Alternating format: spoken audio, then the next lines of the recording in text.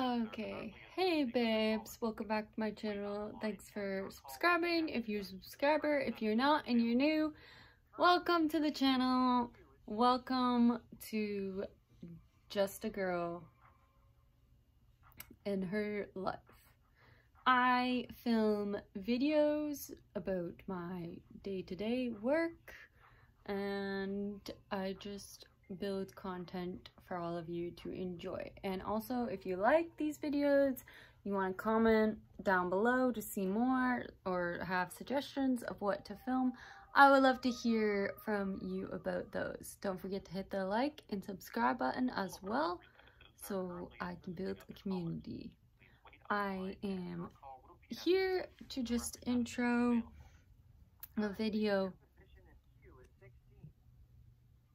Sorry, I'm on hold with paperwork, so I'm trying to focus on that. But I'm here to intro a video for all of you. Without further ado, I am in the midst of editing it. It's right behind me, you guys. But I realized I need an intro for this. So excuse my blurbing in the beginning of this intro. Welcome to this. I'm filmed this, the clips that you're about to see earlier in the year, and I'm just getting to filming the intro and the outro now for you guys for this, and then you'll see it. So my in-laws and I, which is my family, I mean, I guess I can say that. I call them in-laws to specialize which category I'm talking about. My in-laws, my husband's side, we went out to the Battlefield Museum here in Stoney Creek in Canada. If you're not in Canada, you won't know what I'm talking about, so I'm saying in Canada because that's where I live currently, is in Canada. And I mean, I live here permanently, I should say, not currently. Don't mind my hair, please. It is, I don't know, a hot mess. But, so we toured the Battlefield Museum here in Stoney Creek, and I filmed their reenactment video, show. No, not video. I videoed their reenactment of the battle. So you'll hear some details about the battle, and you'll see their reenactment of what would have happened in the battle that took place. Other than that, I will let you babes get into this clip of history and enjoy.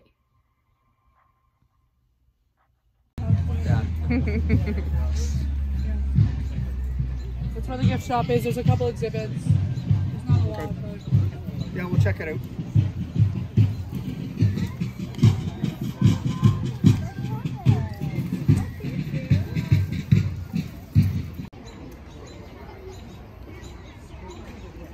His eyes, man. Everything's so blurry for me, eh?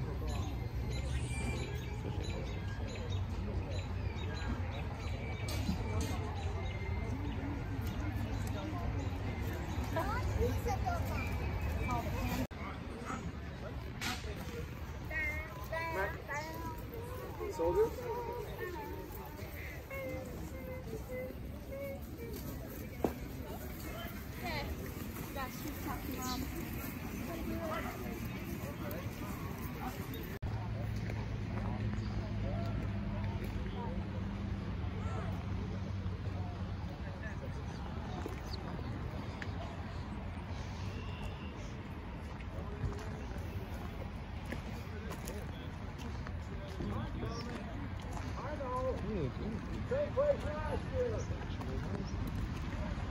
Jungle Boys are actually Jungle Boys.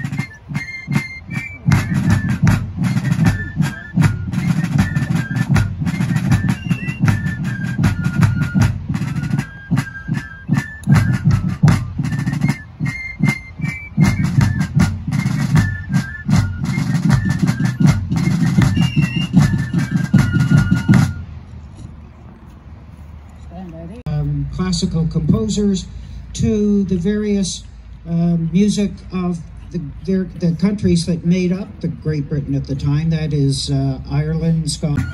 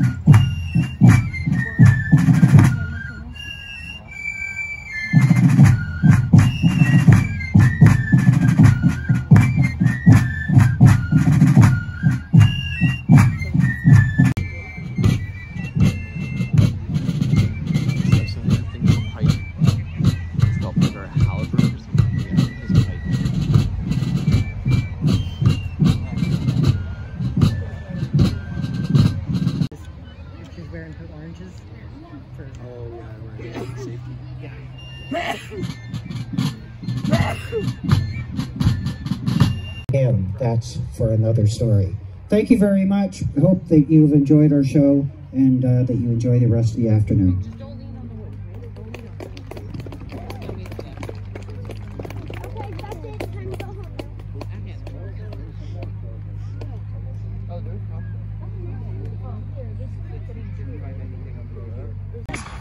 They weren't expected to stand and fight.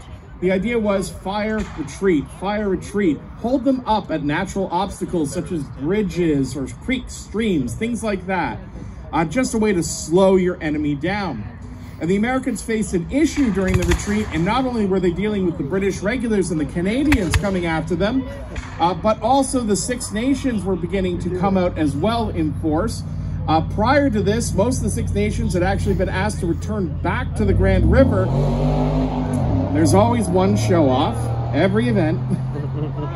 But the Six Nations, because of the fear of the American advance, there was a concern that if they put all of their forces in at Burlington Heights, that the Americans could attack the Grand River and it would have been left open.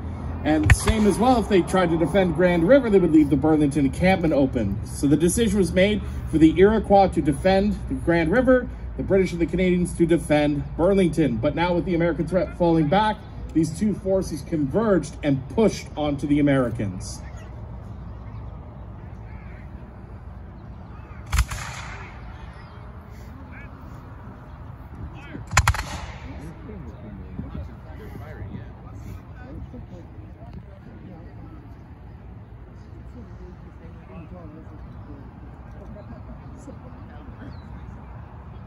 Me about the legacy, you can just go and visit West Point Academy and tell me what color the uniforms are there, because they don't wear blue, they wear gray. Gray is the color of a professional American Army.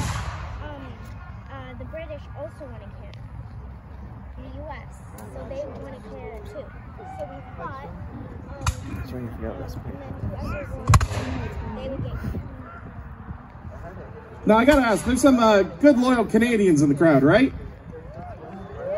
Excellent. Well, you'll be pleased to know that on the battlefield right now, we have a regiment that historically was 100% Canadian out on the field. So feel free to give them a cheer if you want. I kind of led you into that because they're fighting for the Americans. Oh. In 1813, the Americans raised a regiment, 153 strong, called the Canadian Volunteers.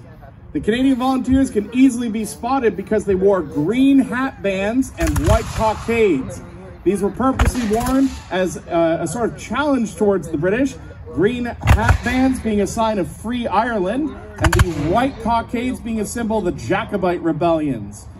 So they were very antagonistic, and in fact, many of their officers had standing arrest warrants on their head and had been tried in absentia, which meant if captured, they were allowed to be executed immediately. The commander, Joseph Wilcox, and this is just to remind you, you think you got problems with Parliament? He was actually a sitting member of the legislature when he took up his commission with the American Army.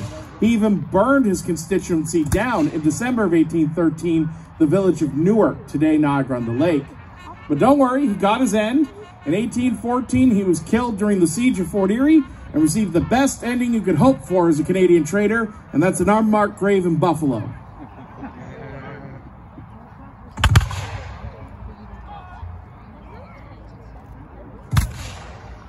So the redcoats,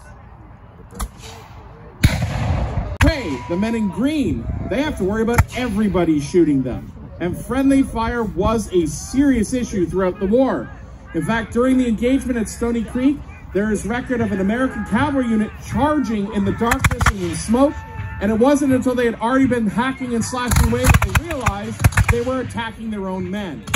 So as much as we like to think of camouflage is a great idea, 200 years ago, as they would say, it could make you a landowner.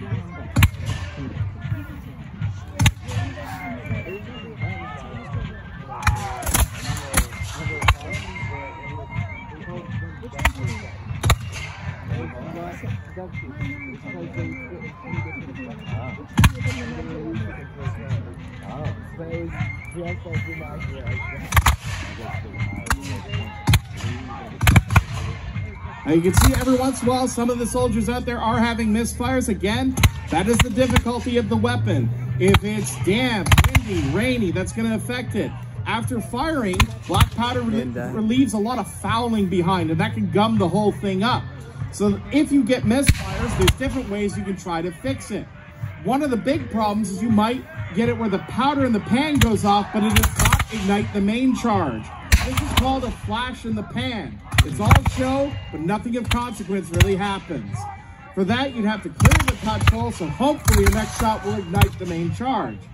The other problem is your flint may get worn down and get dull. You may have to sharpen it by taking a metal tool and tapping on the end. This is called napping. Now, it is very important you do not let your opponent see you when you are napping your flint, because if you're napping, you can't shoot back. So as they would say at the time, and we still say today, don't get caught napping.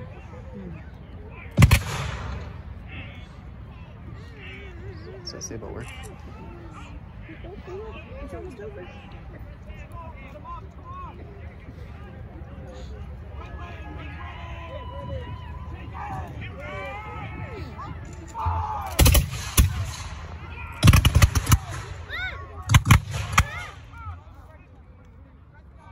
Now, in and amongst the smoke, you can see the British have brought some flags out onto the battlefield. These are colors. In both the British and the American Army, every regiment had colors that they would bring out onto the field at times, and the colors had an importance to them.